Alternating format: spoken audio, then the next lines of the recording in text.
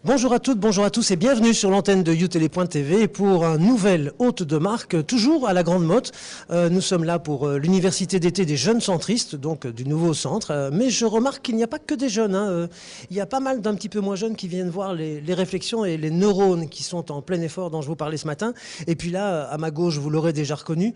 Je disais tout à l'heure en souriant, c'est vraiment l'élève qui reçoit le maître. Mais d'abord, je voulais vous dire que j'ai beaucoup d'admiration pour vous, et c'est vrai, professionnellement. Si je vous dis la marche du siècle, bien entendu, si je vous dis le journal télévisé sur le service public en France, Jean-Marie Cavada, bonjour. Bonjour à vous et à vous tous. Je suis vraiment ravi de vous recevoir parce que d'abord, c'est vrai que vous faites partie des deux personnes que j'admire le plus dans le PAF. On reviendra peut-être dans vous, ex-PAF, mais on reparlera un peu du PAF quand même. Je voudrais avoir votre regard maintenant avec du recul un petit peu. Mais les gens, c'est vrai, vous connaissent par évidemment la marche du siècle, par le journal télévisé, par votre voix qu'ils n'ont pas oubliée. Mais est-ce que il y a des gens qui sont étonnés lorsque vous leur dites que vous êtes député européen? Mais c'est tout à fait vrai. Les gens m'identifient beaucoup plus par les travaux radio et télévision que j'ai fait, en effet, que par ce que je fais en ce moment. Comme s'ils avaient du mal à penser que finalement un journaliste qui a fait profession à la fois de curiosité, d'investigation, d'introspection de la société, notamment française, ne pouvait pas lui aussi entrer dans l'action. Et l'action politique. Enfin, politique, il faut dire à leur décharge que je suis quand même plutôt faiblement politique, dans la mesure où je m'occupe d'abord d'affaires européennes et que là, naturellement, les questions et les positions partisanes sont beaucoup plus faibles que dans chacun des parlements nationaux des pays qui composent l'Europe. Tant mieux. Alors, comment est-ce que vous en êtes venu à la politique? J'ai toujours été un Européen de cœur et même d'action. Ça vient du fait que je suis né à la fin de la guerre. La Deuxième Guerre mondiale, ça vient du fait que ma famille a été détruite par cette guerre et ça vient du fait que j'ai une méfiance absolument physique du nationalisme, des extrêmes et que je suis quelqu'un qui sait quel est le prix à payer. J'ai été élevé par l'assistance publique. Ma famille a été détruite. Je n'ai pas de parents au-dessus de moi ni à côté de moi. Pas de frère, pas de soeur, pas de tante, pas d'oncle, pas de père, pas de mère, pas de grand-mère, pas de grand-père. Et ça, c'est la guerre. Par conséquent, l'Europe a toujours été pour moi la promesse du maintien de la paix. Et donc, j'ai toujours été, sous des formes non avouées d'ailleurs, ou que je ne comprenais pas moi-même, mais étant même presque tout gosse, 7-8 ans, déjà très européen. Je voulais parler des langues étrangères à 8 ans, je ne savais pas ce que c'était qu'une langue étrangère. J'étais élevé dans l'Est de la France, dans les Vosges, la langue étrangère c'était plutôt le français, vu que dans les Vosges, les gens parlaient le patois, une sorte de patois. Bien sûr. Et puis, quand je suis devenu, après l'université, après des études que l'État français m'a payées, quand je suis devenu journaliste, j'ai toujours beaucoup milité pour la connaissance de l'actualité européenne. J'ai commencé ma carrière à Strasbourg, chargé des affaires européennes, c'est pas un hasard. Ensuite, j'étais à France Inter, où j'étais chargé de la politique étrangère, virgule, notamment les affaires européennes. Ensuite, je suis arrivé à la télévision en 1972 pour m'occuper des affaires européennes, présenter le journal télévisé par ailleurs, etc. Ça a toujours été un gène. J'ai d'ailleurs beaucoup travaillé à Bruxelles, évidemment, et à Strasbourg par ailleurs. Et j'ai toujours aspiré à bien connaître les pays environnants de la France, notamment l'Allemagne, et qui composent aujourd'hui l'Europe en tout cas. Donc c'est quelque chose qui dépasse l'idée de politique, bien entendu. C'est un ciment de paix finalement. L'Europe, c'est ce qu'elle devrait être. L'Europe est un ciment de paix, elle l'est actuellement. Il faut bien dire quand même que sa première grande victoire, sa première force, c'est d'avoir su empêcher les conflits intérieurs, les guerres civiles intérieures dans les pays qui en étaient membres, et à plus forte raison, les guerres à ses frontières, n'est-ce pas? Alors évidemment, la donne est bousculée depuis la chute du mur de Berlin. Nous ne reconnaissons plus dans l'Europe territoriale des 27 d'aujourd'hui le flamboiement, le feu des valeurs qui ont composé l'Europe des 6 en 1957, les déclarations de 1950, Schuman, de Gasperi, Walter Hallstein, le tout sanctifié. Les pères fondateurs, oui. Les pères fondateurs, par les attitudes du chancelier et du président français, Konrad Adenauer et Charles de Gaulle. Ensuite, naturellement, c'est une autre Europe, mais cette autre Europe que nous découvrons aujourd'hui, elle était déjà à la préoccupation presque depuis Charlemagne, et en tout cas depuis la moitié du 19e siècle. Nous sommes revenus à un point de départ. C'est vrai que c'est ce qu'on appelait, nous, pendant nos études, l'Europe géographique, L'Europe finalement. C'est l'Europe géographique, naturelle. l'Empire austro-hongrois qui jouxtait le monde occidental bordé par l'Atlantique, etc. Et c'est tout ça qu'il faut reconstruire aujourd'hui. Mais je ne peux pas me départir de l'idée que notre avenir, c'est l'Europe. Alors, vous êtes une voix de la France. Vous êtes donc 3 députés européens. On aura d'ailleurs le plaisir de les recevoir tous les 3 dans l'hôte de marque. Damien Abad, on fera son 2e hôte de marque en un an. C'est une sorte d'anniversaire. Puis j'aurai votre collègue féminine. Donc, Sophie Oconi, oui. Voilà. Donc on aura eu les 3. Mais ça fait quel effet quand on vous confie comme ça, malgré tout, une voix française au sein de l'Europe et de cet hémicycle? Vous savez, le Parlement européen, puisque je suis député européen, je siège donc au Parlement, est une construction plutôt anglo-saxonne, pas du tout latine. Je m'explique. Les vacances parlementaires, elles ne sont pas de 152 semaines. Hein. Les vacances parlementaires sont finies et lundi 30 août ou 29 août, je ne sais plus quoi, ce lundi, eh bien... lundi 30, oui. Oui, lundi 30, le Parlement recommence à travailler. Comment travaille-t-il? Eh bien, un député a 3 obligations fondamentales dans ce Parlement de l'Europe. Il a d'abord la nécessité de s'inscrire dans une commission, c'est-à-dire d'avoir au fond de se consacrer à une spécialité.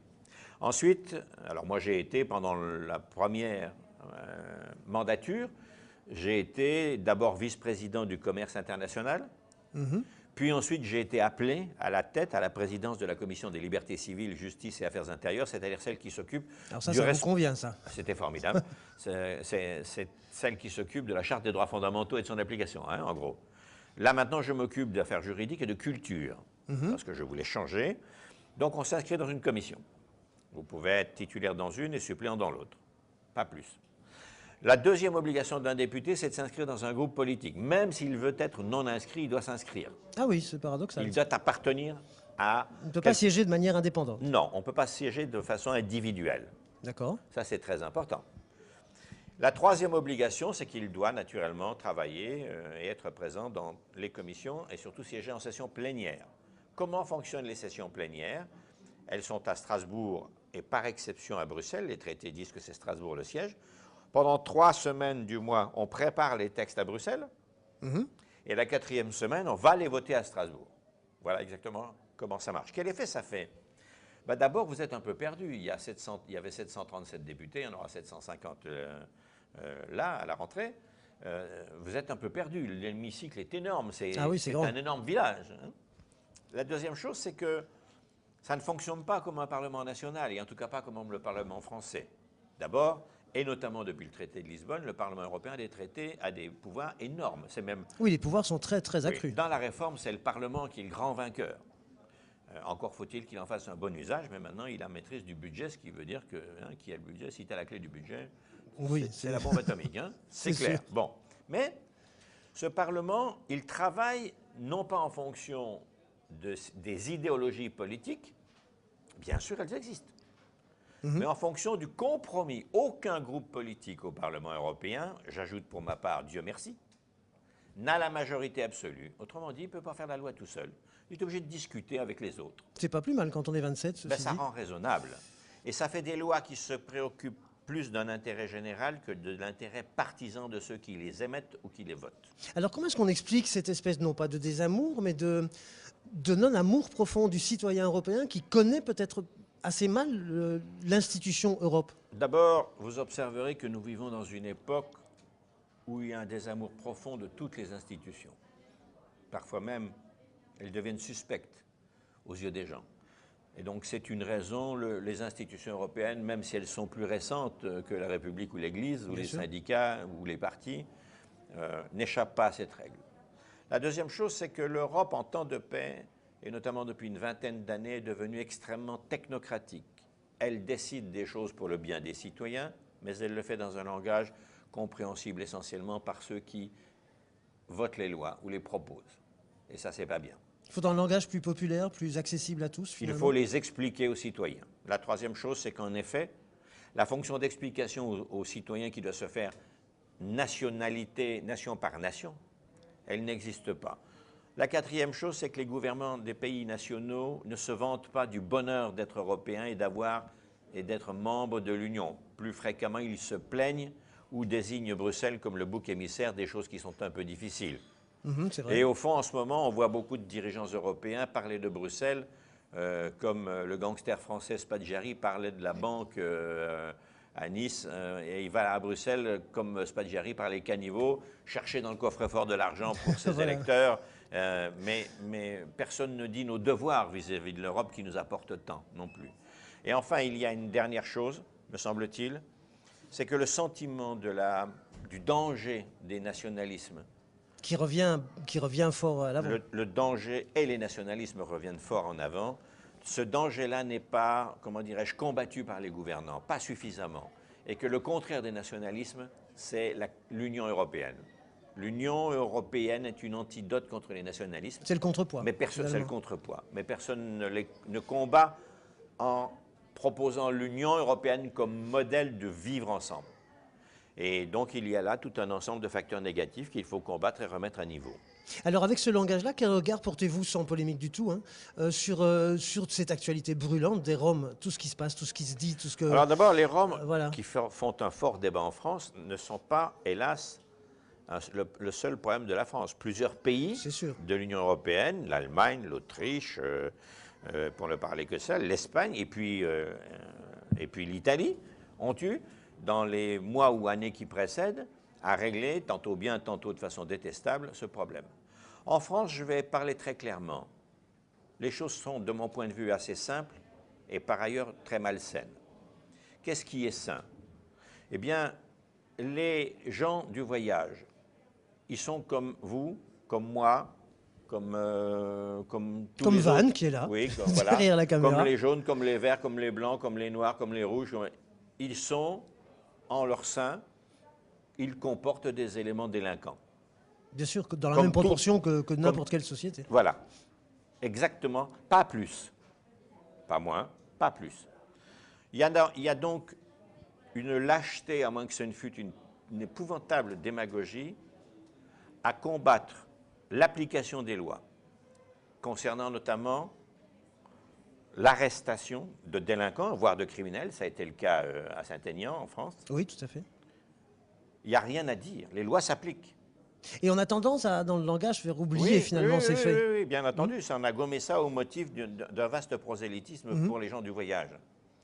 Les gens du voyage, ils sont soumis aux lois de l'Europe, comme tout le monde. D'ailleurs, ils sont européens. Ils sont européens, il ne faut pas oublier. Mais évidemment. ils sont européens essentiellement de Roumanie et de Bulgarie, de deux pays qui ne sont pas dans Schengen. Schengen, vous le savez tous, c'est l'espace de sécurité dans lequel on peut circuler librement. La Roumanie va y rentrer prochainement, non? La Roumanie y rentrera prochainement et la Bulgarie ensuite. Bon. Elle ne veut pas de l'Europe. L'Union européenne a établi un code de fonctionnement, des directives, des lois. Ceux qui ne sont pas dans Schengen et qui rentrent dans Schengen, fussent-ils européens, mais pas dans Schengen, eh bien, ils ont 3 mois pour produire la preuve qu'ils ont un salaire ou qu'ils travaillent et un domicile. Si au bout de 3 mois, ça n'est pas fait, l'Union a voté un texte qui dit qu'ils sont expulsables. Et par essence, les gens du voyage n'ont pas d'adresse fixe. Pas les gens du voyage, certains. Certains gens du voyage, oui. Deuxièmement, les expulsions qui ont eu lieu ont été procédées sous le couvert de la loi française, qui n'est ni plus ni moins que la transposition de des directives européennes. Et elles ont été faites sous l'autorité d'un juge. Ce n'est pas l'aspect caractériel d'un ministre ou bien d'un commissaire de police.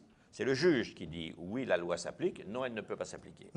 Donc, je n'ai rien à redire à cet aspect des choses, des délinquants non membres de l'Union de Schengen, venant de Roumanie et de Bulgarie, qui tombent dans des délits, qui sont pris dans des délits, et qui tombent sous le coup de cette loi. Il n'y a rien à dire, la loi s'applique pour eux, les expulsions sont normales. Oui. En revanche, ce qui est épouvantable, c'est dans plusieurs pays d'Europe, l'Italie et la France notamment, en Hollande aussi, le commerce électoral malsain que l'on fait à partir de ça, en assimilant des délinquants roms, en assimilant les Roms à leurs délinquants, les gens du voyage à leurs délinquants. Va-t-on assimiler les Français de Clermont-Ferrand à l'ensemble de la population, aux quelques délinquants qu'il peut y avoir à Clermont-Ferrand? Non. J'aurais pu dire Épinal ou Brest. Oui, bien sûr. Hein, ou la Grande Motte, où nous sommes. Ou Bordeaux. Et de mon point de vue, le rôle des gouvernants, il n'est pas d'attiser, volontairement ou non, et je suspecte les intentions politiques, bien entendu, la haine qui divise, mais de veiller à rassembler les gens par la modération des passions. Et même à montrer du doigt, non pas ceux qu'on veut stigmatiser, mais ceux qui veulent enfourcher les chevaux de la haine. Et ça, ce travail-là, non seulement il n'est pas fait, mais c'est son contraire qui est fait. Et ça, c'est pas acceptable. Donc, attention, on ouvre une boîte de Pandore, on n'a jamais vu la fumée rentrer dans une cheminée dont elle s'échappe. Ça, c'est vrai. Attention à la manipulation de ces concepts. Est-ce que ce n'est pas l'échéance 2012 qui a l'air de s'approcher de manière tellement agitée, où tout le monde, en tout cas gauche et droite, s'agite? On voyait hier l'université socialiste qui s'est ouverte d'été. Oui, bien entendu. Et puis des grands SMAC et des grandes amitiés, le pacte des loups dont j'entendais parler hier. Et puis ce pacte va exploser probablement au moment des égos qui vont quand même renaître. Oui, mais si la perspective présidentielle de 2012 amène à de tels comportements que je juge à la fois minables et abominables, alors peut-être que ces gens qui s'y livrent ne sont pas dignes de gouverner. Ce n'est pas la peine d'avoir des excités, des Don Quichotte à la tête de nos pays. Nous avons besoin de Sancho Panza qui suivent et qui font. Et par conséquent, j'appelle à la modération. Le rôle des partis, et c'est le cas du Nouveau Centre, est de dire que nous soutenons l'application de la loi contre les délinquants qui ne sont pas dans Schengen, et je n'ai rien à redire contre ça. J'ai beaucoup à redire, et je viens de le dire, contre l'exploitation politique par assimilation contre les Roms, les gens du voyage. Je rappelle, faut-il gifler l'incohérence, la méconnaissance et je dirais l'inconstance ou l'énervement en rappelant que M. Django Reinhardt était un homme du voyage, en rappelant que les gypsies de Chico, qui ne sont pas très loin d'ici, sont des gens du voyage et que l'un et l'autre furent d'excellents Français.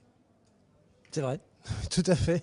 D'autant qu'on avait l'un des berceaux d'ailleurs de la musique tzigane et d'ailleurs au Puce de Saint-Ouen. On y était l'an dernier, c'était absolument extraordinaire. Alors le centre, on en a eu une image publique par François Bayrou à une époque qui donnait l'impression de s'engouffrer dans un canal central.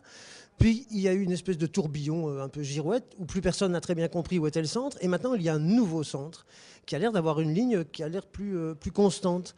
Pourquoi le mot « nouveau » est venu s'accoler au mot « centre » et comment peut-on résumer finalement le nouveau centre? Avant de vous parler du nouveau centre, laissez-moi vous rappeler que François Bayrou est un avatar, comment dirais-je, de mégalomanie, c'est-à-dire de rassemblement des forces d'un esprit à son seul et propre profit. C'était un peu hégémonique. Hégémonique, oui, voilà, mais que naturellement, il ne représente pas le centre, il représente lui-même. Le centre a eu, Dieu merci, de très grands hommes d'État. Robert Schuman, dois-je le rappeler? C'est vrai que oui. A eu plus loin Jean Le Canuet, l'immense famille Tedjen, et j'en ai comme ça, Monsieur Alain Poher, d'une certaine manière Valéry Giscard d'Estaing, qui, bien que n'ayant pas réussi à rassembler l'affection de l'ensemble du pays, fut un président extrêmement important pour l'histoire. C'est un des grands constructeurs de l'Europe. Monsieur Raymond Barre, et je pourrais continuer comme ça. Il sert toujours l'Europe, d'ailleurs, Monsieur Giscard d'Estaing. Absolument. Je pense qu'il la servira jusqu'au bout. Il continue à servir l'Europe, voilà. Alors, le nouveau centre vient d'une alliance électorale. Un certain nombre de députés n'approuvant pas la déviation brutale de François Bayrou, qui était président de l'UDF, dont nous étions membres, n'ont pas quitté l'UDF. C'est François Bayrou qui, s'asseyant sur les choix des électeurs et sur la recommandation de ses élus, a décidé d'aller travailler avec la gauche. Et dans ces conditions, il a fallu rassembler tous ces gens. Or, ce n'est pas fini ce travail de rassemblement, car ce comportement a été un vrai coup de tonnerre au centre. Et maintenant, il y a des morceaux épars. Le morceau le plus consistant, c'est le nouveau centre que Hervé Morin et ses camarades ont bâti, que j'ai rejoint en bon centriste. Moi, je suis plutôt un homme du centre-gauche, un enfant de Jacques Delors, Michel Rocard, qui est un de mes plus... Le fils surnaturel de Jacques de Rocard et de Delors. Oui, absolument, c'est une belle parentalité. C'est vrai, je suis un homme du centre-gauche, je suis pas favorable à à la création de richesses, mais je suis favorable à l'exigence de ces répartitions. Par conséquent, il n'y a rien à dire là-dessus, c'est tout à fait clair. Aujourd'hui, le centre, identifié par le nouveau centre, est en train de remettre sur la place publique ce qu'on appelle pompeusement les valeurs et que je dirais plutôt ses idées, plus modestement ses idées. Que devons-nous dire aujourd'hui dans le monde que nous vivons? Alors nous devons dire plusieurs choses assez simples. Je ne vais pas vous faire un calendrier, ni un agenda, ni un kaléidoscope, mais en tout cas, en effet, nous devons inciter à apporter de la liberté en France pour produire de la richesse. Nous devons apporter un poil de dirigisme pour la répartition de cette richesse, notamment sociale. Et l'en faut. Mais aussi pour les investissements collectifs. Et naturellement pour les défavorisés. Troisièmement, nous devons veiller, et ça c'est un grand sujet d'actualité, dans une mondialisation où le monde numérique focalise les individus les uns après les autres sur eux-mêmes, nous devons apporter, je dirais, un souci de respect des libertés individuelles, de respect des libertés collectives, pour faire en sorte que la société des tribus dans laquelle nous allons, le monde de tribus dans lequel nous allons, ait des références communes, si je puis dire, en cas de malheur. Et nous devons par-dessus tout rappeler que nous sommes appelés à vivre ensemble et donc nous devons trouver des codes communs. Voilà, je dirais qu'on fait code phare, dans une société où les partis lourds, je dirais, sont extrêmement idéologiques. Au fond, c'est l'idéologie de la liberté aérienne, le centre. Parce que nous rassemblons des gens qui, normalement, sont par nature entreprenants et par nature tournés vers autrui et par nature pacifiques. C'est vrai qu'on voit tous ces jeunes centristes, que c'est leur université d'été, même s'ils ont certains de leurs aînés qui viennent les entourer. On les sent très enthousiastes, on les sent avec une seule attente, c'est qu'Hervé Morin se présente en 2012. Je vais lui demander demain, mais il ne va pas me répondre à mon avis. Mais je ferais mal mon travail si je ne lui posais pas la question.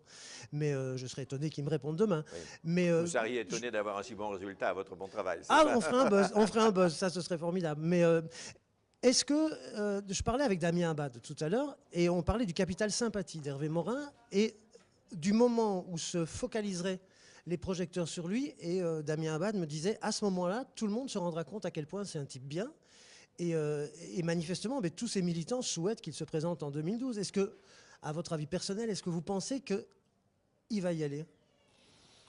Je ne vais pas lui couper l'herbe sous les pieds par rapport à ce qu'il vous dira ou pas. Est-ce que vous aimeriez ? Oui, mais premièrement, le nouveau centre ne peut pas ne pas avoir de candidat. Ce n'est pas nous qui avons fait la Ve République, nous vivons dedans. Et cette République, qui a quelques défauts, mais aussi bien des mérites, cette République, elle a amené la vie des partis à toujours se positionner sur la ligne de départ. La ligne de départ, c'est l'élection présidentielle. Vous n'êtes pas à la présidentielle, les partis éclatent, explosent, et c'est fini. Par conséquent, si nous pensons que ce qui se fait à gauche ou à droite n'est pas suffisant pour nourrir le corps social français et le corps civique et politique, et donc si nos idées doivent compter, eh bien dans ces conditions, nous devons les matérialiser par un candidat ou une candidate du nouveau centre. Après, sera-ce Morin, ira-t-il? Je dirais qu'aujourd'hui, c'est quand même le mieux placé. C'est le plus légitime. C'est le plus légitime, voilà. On parlait d'aérien, ça peut être un envol. Voilà, le centre, un nouvel envol, vous pourquoi savez, pas. quand François Bayrou a commencé sa candidature et Jean Le Canuet en 1965, il était dans les mêmes eaux de popularité que Morin, c'est-à-dire 2-3%. Hein? Tout à fait. Avec Damien Abad, on parlait de 10-12 comme résultat éventuel à un premier tour. Voilà. Alors, écoutez, malheureusement, c'est presque déjà terminé. C'est toujours terrible. D'abord, je voudrais vous remercier d'avoir joué le jeu, parce que c'est vrai que, alors, c'est un ancien journaliste, mais c'est devenu un politique. Mais en même temps, on sent quand même le journaliste et le sens de l'analyse du journaliste derrière. Le sale prof règne derrière le politique, c'est ça? Ah non, mais il y a le côté journalistique qui est resté, puis c'est ça qui est bien. Et vous le savez tous, qui suivez régulièrement l'hôte de marque, la règle du jeu, c'est qu'on n'a rien préparé. Donc, je n'ai vraiment rien préparé avec M. Cavada non plus. Et surtout pas la question rituelle de fin, qu'il ne connaît pas, mais que vous connaissez, qui est la même pour tous mes invités. Sans phrase, sans périphrase, juste 3 mots de Jean-Marie Cavada pour me décrire Jean-Marie Cavada. En 3 mots. Ce sera une phrase. Allez, oui, allez. J'avais dit tout à l'heure, c'est un maître, donc je veux bien. La vie est si courte qu'il faut plusieurs vies pour faire une vie, et je mettrai encore de nombreuses années à être vraiment un bel enfant. Et bien voilà qui termine bien cette hôte de marque exceptionnelle. En tout cas, personnellement, j'étais ravi parce que vraiment, alors je vous le disais tout à l'heure, vous êtes une de mes 2 personnalités préférées du PAF. Je me suis demandé qui était l'autre. Eh bien, c'est William Lémergie. Voilà, On parce est en que bonne compagnie. voilà, parce que le matin, j'ai eu l'occasion de faire un casting avec lui et je trouve que c'est un type absolument extraordinaire de métier. Voilà, tout simplement. En tout cas, merci beaucoup. Ça m'a Merci fait de votre grand invitation. plaisir. Et merci de l'attention que vous nous prêtez. Hein. Voilà, ben merci beaucoup. Et nous, on se retrouve évidemment pour encore quelques autres de marques pendant ce week-end à la Grande Motte. Nous avons très chaud. Et si vous avez un peu de grisaille, eh bien, restez avec nous sur youtélé.tv tout ce week-end. Et la semaine prochaine, ce sera une semaine spéciale Nouveau Centre. Comme ça, en 6-7 jours, vous saurez ce qu'est le Nouveau Centre. On se retrouve très bientôt pour un prochain hôte de marque, toujours ici à la Grande Motte.